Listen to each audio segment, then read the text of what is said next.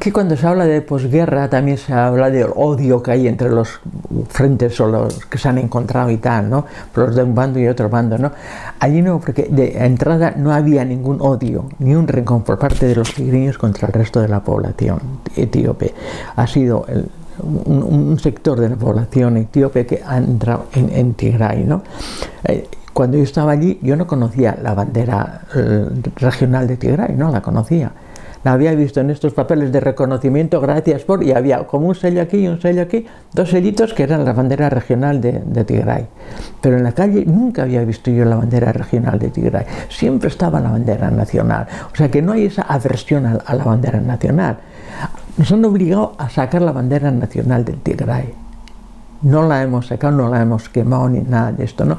En este sentido no hay una aversión, no hay un odio. Fue una cosa tan rápida, tan inesperada, que cuando yo salí de allí, fue 5 días antes de que ocurriera el ataque este, me decían la gente, no vayas a España, que está el corona, quédate aquí, que es más tranquilo, más seguro. Cuando se pase lo del corona, ya pues habrá pasado eso y me tenían que operar. Y entonces ya te operarás de glaucoma, pero quédate aquí, que es más seguro. Salgo y a los 4 días explota todo esto. O sea, no había una animosidad por parte de la gente, nadie lo esperaba. Y cuando digo estaba el alcalde, los de la sociedad civil, todos, quédate Ángel, luego ya irás. Entonces luego decía, uy, menos mal que ya no está aquí, pero vamos, no había ese odio, ese rencor. Y luego, los jóvenes, esto ocurrió en noviembre del 2020 y para el 4 y para el 28 de noviembre los federales habían entrado ya a Mekelle, habían conquistado, habían liberado Mekelle. ¿Liberar de quién? Pues si nosotros nunca nos hemos sentido, hemos elegido a este gobierno, todos, un 100% de la población casi y tal, ¿no? Ya los hemos liberado y tal. Entonces, el gobierno local, con los pocos milicianos que se fueron a las montañas. Entonces ya los hemos ganado, se han escapado como gallinas y cosas de estas, ¿no? Y se reorganizaron en las montañas. Entonces los jóvenes, como vieron lo que habían hecho a sus madres, a sus mujeres, cómo habían quemado campos, todo lo que habían hecho, fueron uniéndose a las guerrillas, estas, o llámenle como quieras, ¿no? Y luego también hubo un general que en otra guerra también pues tuvo una relevancia muy grande y tal, y es el que se unió y empezaron, y poco a poco creo que un 100% de las batallas en las que participaron fueron ganando. Tanto es así que ellos, cuando empezó la guerra, allí no había cuarteles ni nada. Entonces no tenían tanques ni cosas de estas, ¿no? Había almacenados de una guerra anterior, pero eran de gobierno nacional. Bueno, la cosa es que ya poco a poco, cuando ganaban una batalla, pues se quedaban con los tanques que dejaban atrás, o con los misiles, y así han ido ganando la guerra. Con estos tanques y con estos misiles que han ido recuperando. Y en 2 ocasiones que ellos no tenían intención de conquistar nada fuera del Tigray, porque lo único que hacían era defenderse. Entonces decían, como no nos abren las fronteras del Tigray, a los bancos, a las carreteras, entonces vamos a acercarnos al centro. Estaban ya a 30 kilómetros de entrar en Addis Abeba, y podían entrar en Addis Abeba, pero como no era la intención de ellos quedarse en Addis Abeba, entonces ya pues el gobierno norteamericano, cosas de estas, ya empezaron a hablar al menos con los tigriños. ¿Nos interesa Addis Abeba? No, nosotros queremos solo proteger nuestras. Pues mira, iros para atrás, porque lo que vais a dejar aquí va a ser un cacao. Entonces volvieron a Tigray. Y ya yo estaba en Addis Abeba entonces, pues diciendo, están escapándose, los estamos persiguiendo, están huyendo, les hemos ganado y tal. Y en ese grupo había huérfanos nuestros que se alistaron y tal, ¿no? Y decían, cuando nos dijeron que teníamos que volver, pues si los vemos, y con tanques y con misiles, podíamos haber entrado allí. Nos dijeron que volviéramos. Y como tranquilamente volvimos. Y las noticias oficiales están escapándose y nosotros les estamos echando y tal, ¿no? Fue una versión que no correspondía a la realidad. Bueno, la cosa es que 7 millones como son los tigriños, se han enfrentado y han mantenido a raya pues 110 o 20 millones de, como son, pues estaban también los eritreos, gente de Somalia y cosas de estas, ¿no? En este sentido han sido fuertes, yo digo. Y cuando se llegó a estas negociaciones, los jóvenes que estaban en el frente nuestro, ¿no? Nosotros estamos seguros, o sea, lo llevamos con serenidad, con tranquilidad, y vemos que no nos persiguen y tal, ¿no? Bueno, entonces, de allí, en las decisiones, para que Tigray sea readmitido en la región, como una región dentro de Etiopía, ellos nunca lucharon por la independencia, los echaron, pero vamos, sean readmitidos dentro de Etiopía. Entonces tenían que entregar los tanques y los misiles y todas estas cosas. Bueno, han entregado los tanques, han entregado los misiles. La mayoría de estos jóvenes, yo creo que eran el 90% de los que estaban en el frente, y muchos de ellos eran jóvenes de la calle que se iban apuntando viendo lo que ocurría en sus casas y tal, ¿no?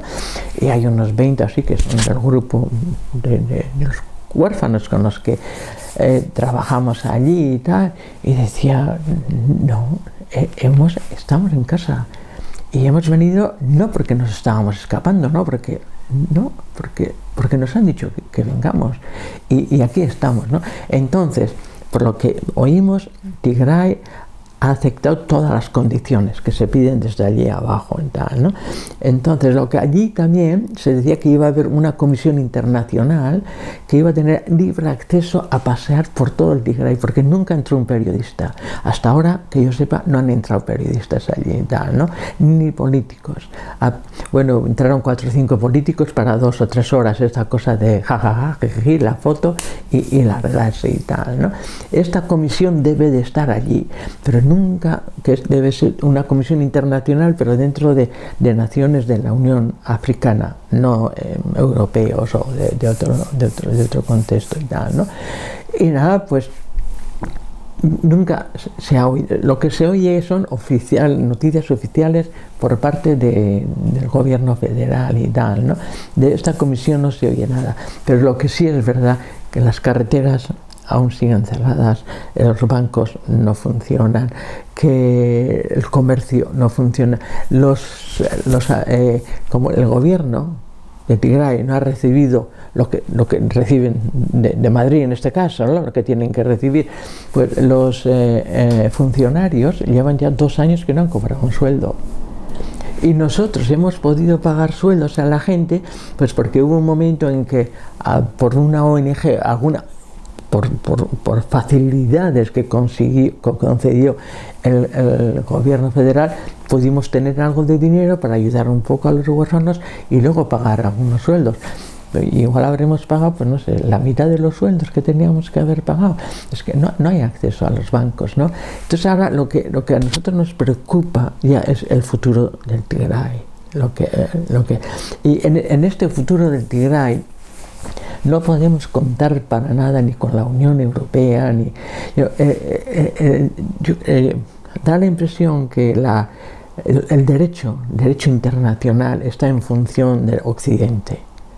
Occidente es el que organiza todo esto. Que no hay una institución superior a la institución occidental. Y ahora vemos también aquí con Rusia y todo ese tinglado que se han montado, ¿no? Entonces, como los tigriños allí, viendo que esta gente no pueden acudir a nadie más que a aquel grupo que está establecido ya. Por ejemplo, unido a esto, porque con estas las guerras también hay muchos refugiados y emigrantes y cosas de estas, ¿no? Un emigrante, en cuanto sale de su tierra, ya no hay nadie, no tiene una institución que le va a proteger, ninguna institución que le va a proteger, porque todo depende de los derechos que te conceden aquí o no te conceden allí, los que te cierran allí y los que no te abren aquí. Entonces están en el terreno de nadie esta gente y tal, ¿no? Y esto es lo que si yo tengo derechos, no sé por qué no es porque tengo un carnet de nacional, un carnet de identidad que me han dado aquí o me han dado en otro país. Si yo tengo un derecho es porque soy cosmopolita. Primero somos cosmopolitas. Y como cosmopolitas pertenezco a una nación o a otra. Pero a mí lo que me da derecho a ser yo es el ser un cosmopolita, que todos somos iguales. Pero entonces sobre esta igualdad están que unos animales son más iguales que otros, ¿no? Unos políticos son más iguales que otros, unas etnias son más iguales que otras, ¿no? Y sobre todo la etnia esta de estos 150.000 personas que mueren todos los días de hambre, porque no tienen a quién recurrir, solamente pueden recurrir a sus gobiernos que se han otorgado el derecho incluso de la violencia. Si aquí quieres hacer una manifestación y el gobierno dice que no, y el gobierno dice que no, si tú la haces, el gobierno envía soldados y pueden mandar, porque son los que el poder judicial está en manos del gobierno y también el poder violento de mandar. No hay una institución internacional de sabios, de esta gente que conoce la cultura por dentro, la vivencia por dentro, la filosofía por dentro, esta gente que no está condicionada a un... Todos somos políticos, pero que no está condicionada a un partido político, que son en cierto sentido apartidistas o a ninguna religión, que pueden ser religiosos, pero que están por encima de lo que es su propia religión, por encima de lo que es su propio partido. Esta gente que puede decirle a un político, esto no es así. Y esta gente tiene derecho a manifestarse. Y tú no le puedes mandar un soldado, o no tienen el derecho. Pero no tenemos ese recurso.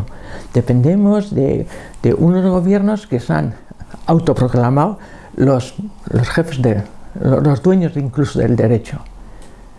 Y si uno dice esto no vale, esto no, os mandan soldados y mandan lo que haga falta. Pero eso no puede estar en las manos, esa autoridad no puede estar en las manos del gobierno, ¿no? Pero ahí estamos, o sea que de Europa no podemos conseguir nada. Lo que pediríamos, la calderilla, lo que están dando en estos sitios donde hay terremotos, con todo el derecho que tengan los de terremotos, que hay una guerra, con todo el derecho que tengan los que sufren la guerra, pero lo que pedimos es solamente las migajas, ni siquiera que les quiten algo a ellos, porque desde que empezó Rusia se habla de trillones por aquí, trillones por allá, billones por aquí, bancos por aquí, barcos por allí y tal. Nosotros no estamos en esos niveles. Si lo único que necesitamos es recibir un poco de dinero y nos haríamos cargo de comprar la comida, de organizar nuestra comida y tal, ¿no? Está el hecho luego también de que Rusia es el monstruo, porque Rusia impide que el trigo de Ucrania venga aquí. Y todo el desequilibrio que está creando esto, ¿no? Las devaluaciones, todo este ciclo, ¿no? Bueno, ¿qué ocurre? Mira, un pequeño ejemplo. En Senegal está Saint Louis, una pequeña ciudad que es costera y tal, ¿no? Entonces la gente de allí durante años y años y años ha vivido de la pesca. En el año 2000 empezaron a ir buques pesqueros de aquí, que me imagino que cuando de aquí también sería de Euskadi, habrán ido por allí, han arrasado con todo el pescado, de tal forma que la gente de allí ya no tenía con qué vivir, no tenía con qué, entonces tuvieron que empezar a venir aquí. Y yo recuerdo haber leído que el gobierno español había puesto ya barcos de guerra, de protección en Somalia. O sea que las fronteras del Gibraltar estaban llegando ya a Somalia. Era para proteger que no salieran estos ladrones que vienen a robarnos, que van con las manos en el bolsillo esperando conseguir un poco de trabajo y tal, ¿no? Entonces, para proteger a para protegernos de esta mala gente, había ya barcos puestos allí, ¿no? Y esto para ellos es como el trigo que nos recibimos nosotros. Estos tuvieron que venir aquí. Luego, últimamente, el año pasado, en noviembre, España tiene otro contrato con Mauritania, Mauritania está al norte de Senegal, que es lo mismo, barcos y aviones para impedir que esta mala gente venga a Europa. Y los que consiguen llegar a la ya hasta las fronteras con Italia, con Grecia o con España, ahí se les recibe como a asesinos, con perros, con toda esa parafernalia. Y en cuanto se oye que hay una patera que se acerca, ahí saltan todas las alarmas y tal, ¿no? Pero aparte de eso, África es el continente más rico que hay en el mundo. Encoltan lo que sea, oro, diamantes, maderas preciosas o como les llaman estas maderas, en grafito, que ahora para hacer las baterías que llevan los coches estos híbridos viene de Mozambique, de por ahí, pero esto se procesa en Lituania, en Estados Unidos, bueno, por ahí, una de estas. Entonces, en lugar de favorecer la industria allí donde está la materia prima, que es lo que tendría que ser, que los pescadores de Senegal puedan pescar en Senegal, que los que tienen el cobalto puedan crecer allí, que pueda hacer empresas que industrialicen aquello se tiene que industrializar aquí. Entonces África tenemos que tenerla arrodillada, que nosotros nos haremos cargo de la materia prima que ellos producen y luego cuando se intentan venir aquí, ya nos arreglaremos de ello. Cuando ves a un joven, estás tomando un café en una terraza, un joven que mide un 80, un 90, un tipo que viene con una sonrisa encima ofreciéndote un calcetín para ver si le compras, ni les miramos a la cara. Joder, eso clama al cielo. Esto es lo que ocurre en Ucrania, pero allí, claro, como solo es el trigo para todo el mundo. Pero esto es la materia prima que mantiene el mundo occidental. Y cuando alguien viene a quitarnos el trabajo, encima eso, les hemos quitado todo, les hemos echado a la calle, vienen aquí y encima vienen a quitarnos el trabajo. No. Si la Unión Europea no está en esas condiciones de decir, bueno, vamos a fomentar la industria in situ, allí donde se produce el cobalto, el coltan o lo que sea, vamos a formar la industria. Bueno, al menos que tuviera la Unión Europea la decencia de decir, bueno, estos vienen a España, vienen a Italia y vienen a Grecia, que no son las regiones más evolucionadas, pues vamos a crearles, con lo que sacamos de allí, una industria en el sur de España, por ejemplo, que esos trabajen y algunos españoles tengan trabajo, o en Italia o en Grecia, pero que va como a perros.